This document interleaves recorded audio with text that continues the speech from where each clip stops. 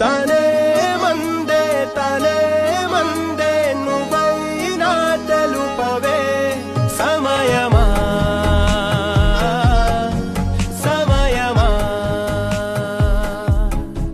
నిజమేదో. Madam మీరేం తిన్నట్లేదు, ఏదైనా తినొచ్చు కదండి. నేను ఫ్రూట్స్ తెచ్చుకున్నాను.